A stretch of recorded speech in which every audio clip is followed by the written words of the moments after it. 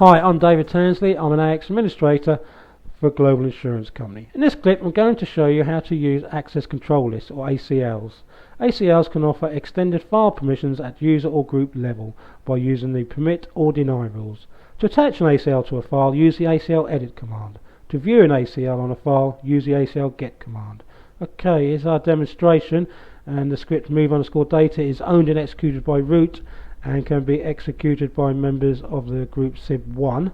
Let's go to user alpha, see if he can execute it. He cannot because he's a member of the group apps and not SIB1.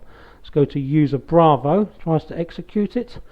He can because he is a member of group SIB1. Okay, that's basic Unix file permission stuff. Now let's go and give user alpha extended file permissions using the ACL edit command against the file. We go in, extended permissions is disabled. As default, we enable it with the enabled keyword. Now we provide the rule. The rule is permit, and permissions are read and execute, and these should to apply to the user alpha.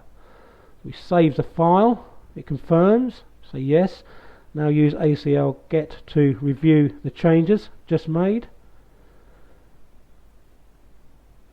And we can see that user alpha should now be able to execute that script. You can also see if a file is ACL based because it will have a plus sign when you do an ls listing with a -u option. Okay, user alpha now tries to execute the file. He can.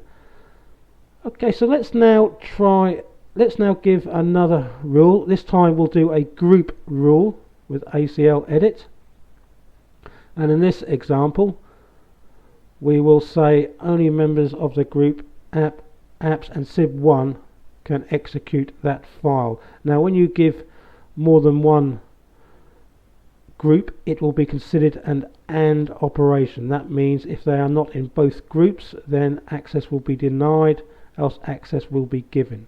So let's now review with ACL get our access permissions, and there we are, permit read and execute for members of the groups apps and SIB1 only. Let's go to user alpha, try to execute it. Cannot, and let's see the reason why, and it's because he's only a member of the group apps. Let's now go to user bravo, try to execute it. Can. I think we know the answer to this one already.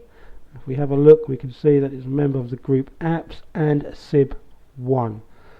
Okay, so for our next example, let's do a deny rule, and in this instance we'll give a deny for user bravo. Now you can use access extended permissions not only on scripts, but you can give them on binary files as well as directories. Okay, so let's apply our rule, and our rule is deny read and execute to user bravo. Now let's save the file, and as always review your changes with the ACL get. And all looks okay. Access should now be denied. Let's go to user bravo. You should try and execute this, and it should fail. Tries to execute it, and it is a failure. ACLs are a great way to fine-tune permissions.